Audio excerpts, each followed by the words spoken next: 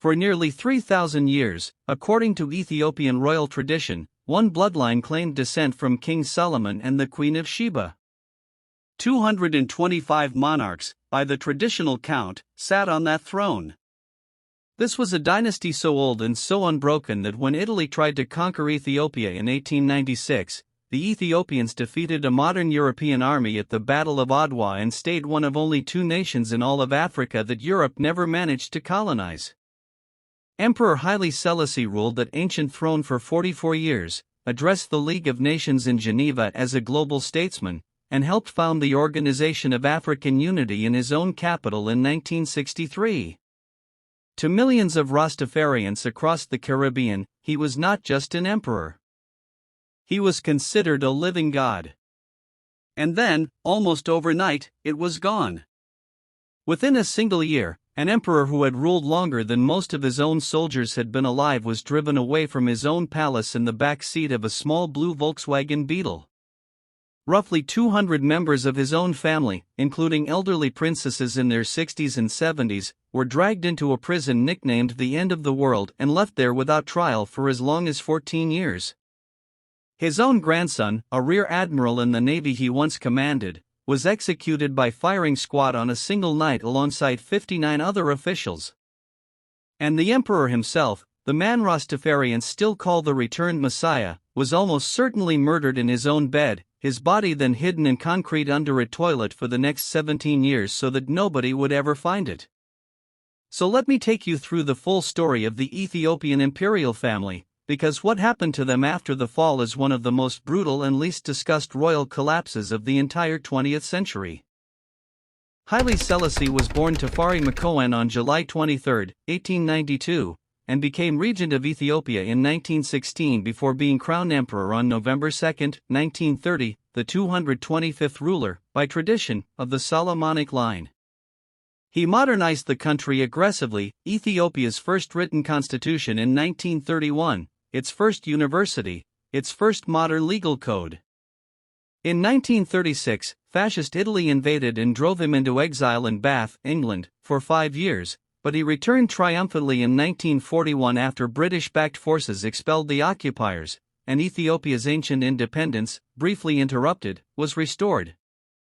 By the 1960s, though, the cracks were already showing. In December of 1960, while Haile Selassie was on a state visit to Brazil, his own imperial bodyguard commander, Brigadier General Mengistu Newe, and his brother Germain staged a coup attempt in Addis Ababa itself, briefly declaring the emperor's own son as king before loyal army units crushed the rebellion. It failed within days, but historians would later mark it as the first real crack in the foundation, the moment when educated Ethiopians first saw that the monarchy could be challenged. By 1973, that crack had become a chasm. A severe drought in the northern provinces of Wallo and Tigray killed roughly 100,000 Ethiopians, while the imperial court in Addis Ababa continued hosting lavish state banquets, seemingly untouched. A British television documentary exposing the famine, contrasted directly against footage of the court's opulence, devastated the emperor's reputation both at home and abroad almost overnight. In February of 1974, junior soldiers mutinied over unpaid wages, while a secessionist war was already grinding on in Eritrea. What Ethiopians would later call the creeping coup had begun. By June of 1974, a group of low-ranking officers and enlisted men calling themselves the Derg, meaning simply Committee in Amharic, had organized the Coordinating Committee of the Armed Forces, Police, and Territorial Army, and began systematically arresting the emperor's ministers one by one, week after week, while Haile Selassie himself remained almost entirely passive. By September of 1974, the Derg controlled the streets, the radio stations, and effectively the entire government, while the 82-year-old emperor still occupied his palace as though nothing had changed. On September 12, 1974, officers from the Derg arrived at Haile Selassie's Jubilee Palace and read him a formal proclamation deposing him as Emperor of Ethiopia. There was no violence, no dramatic escape, no foreign asylum. They simply placed the last emperor of a nearly 3,000-year dynasty into a small, ordinary light blue Volkswagen Beetle and drove him away to imprisonment at the headquarters of the army's 4th Division. His eldest son, Crown Prince Asfawasan, was not even in the country. He had suffered a massive stroke the previous year and was recovering in a hospital in Geneva, Switzerland, entirely unaware that the Derg had already, on paper, declared him king in absentia the very day his father was deposed. He would never accept the title as legitimate, and on March 21, 1975, the Derg abolished the Ethiopian monarchy altogether, both nationalizing the crown's vast landholdings and formally ending the Solomonic dynasty's reign for good. Just 11 days before his father's actual deposition, roughly 200 members of the wider imperial family, women and men both, had already been rounded up and placed under house arrest in the former palace of Haile Selassie's own uncle. The fall had already begun before the emperor himself even lost his throne. On November 23, 1974, the Derg executed 60 officials of the old imperial government by firing squad at Kirchil prison in a single night that Ethiopians still call the Massacre of the 60. Among the dead were 2 former prime ministers, and Rear Admiral Iskander Desta, deputy commander of the Imperial Ethiopian Navy and Haile Selassie's own grandson, executed at the age of 40. The women of the imperial family fared differently, but not better. In September of 1975, they were suddenly transferred without trial or charge from house arrest to Akaki prison in Addis Ababa, and later to the notorious Kirchil prison, a facility nicknamed Alambikane, which translates roughly to the end of the world or the end of reason. A 1977 hearing before a subcommittee of the United States House of Representatives documented what conditions inside were actually like. The women's heads were shaved, they were beaten, and Princess Sebeldesta, one of the emperor's own granddaughters, lost 2 of her front teeth to the abuse. Roughly 200 imperial family members were affected in total, and reports at the time genuinely feared that the Derg intended simply to let the older, weaker women die slowly of neglect rather than execute them outright, since an execution would draw international attention that quiet starvation would not. For the members of the family who managed to escape the country entirely, exile looked something like it did for other fallen dynasties: scattered relatives, frozen bank accounts, uncertain status abroad. But for the roughly 200 members of the Ethiopian imperial family who did not escape, exile is the wrong word. What they lived through instead was imprisonment, without trial, for as long as 14 years. Princess Ijegayu, one of the emperor's own granddaughters, was imprisoned on September 11, 1974, one day before her grandfather was even formally deposed. She died on January 23, 1976, still inside Akaki prison, after what has been documented as outright medical neglect. She was 39 years old. Her husband, a former government official named Fikir Selassie Hapt Mariam, remained imprisoned for 8 more years and died in 1996, having never really recovered. Early the following year, her own children, orphaned in every practical sense with both parents either dead or imprisoned, managed to escape Ethiopia entirely on their own. Princess Sebeldesta and her sister, Princess Sophia Desta, both granddaughters of the emperor, spent 14 years inside Alambikane prison, watching their own mothers grow feeble with age inside the same cells, one needing a cane just to walk.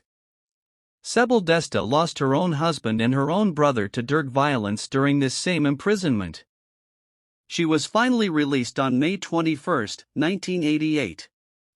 Historical accounts describing the women's dynasty specifically note that women were released by the regime in either 1988 or 1989, while the men of the family were not released until 1990, a full 16 years after their arrest.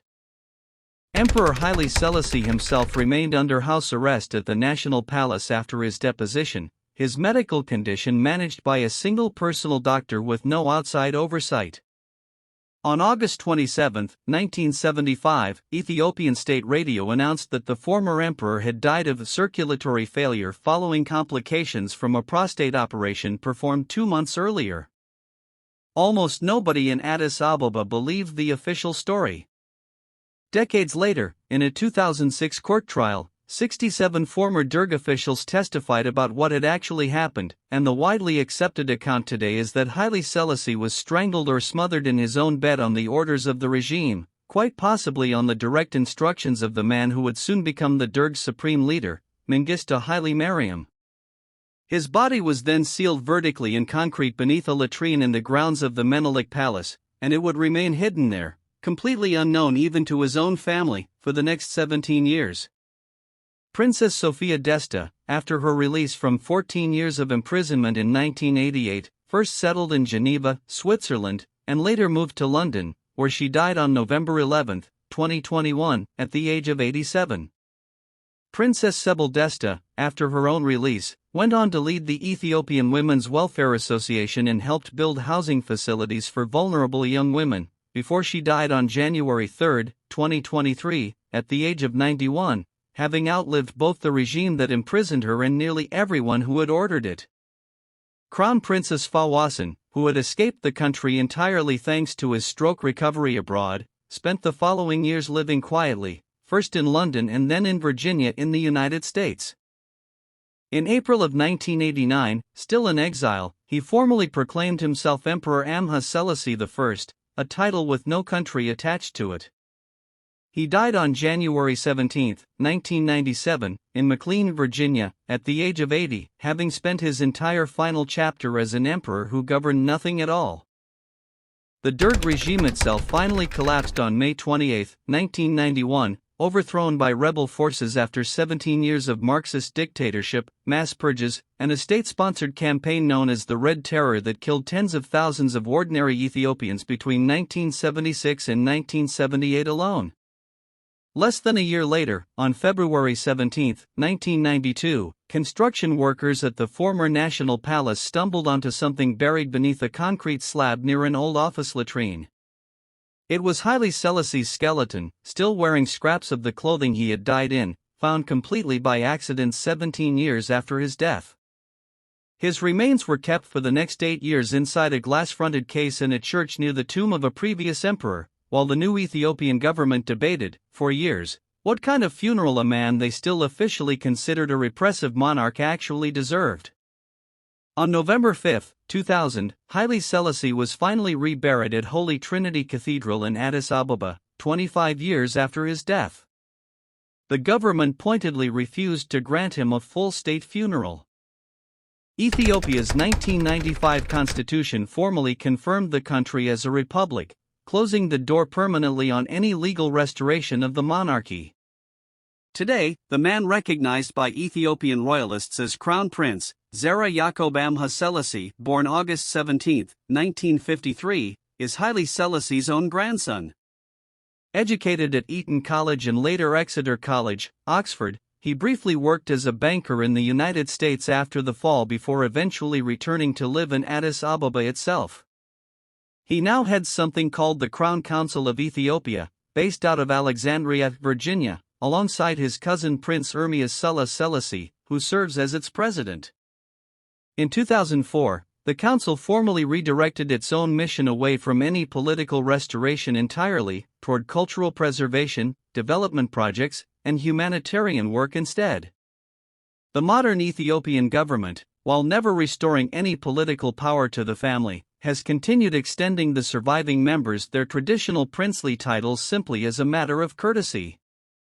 The fall of the Solomonic dynasty didn't just end one country's monarchy. It ended one of the oldest continuous royal lineages left anywhere on earth, a line whose own mythology stretched back roughly 3,000 years to Solomon and Sheba. In its place came 17 years of Marxist dictatorship under the Derg, a red terror that killed an estimated tens of thousands of people, a devastating war that eventually split off Eritrea as an independent country in 1993, and decades of instability that Ethiopia is, in many ways, still working through today. And across the Caribbean and beyond, millions of Rastafarians who had regarded Haile Selassie as a literal, living god simply never accepted that any of this had happened at all, continuing to revere him decades after his death exactly as they had before.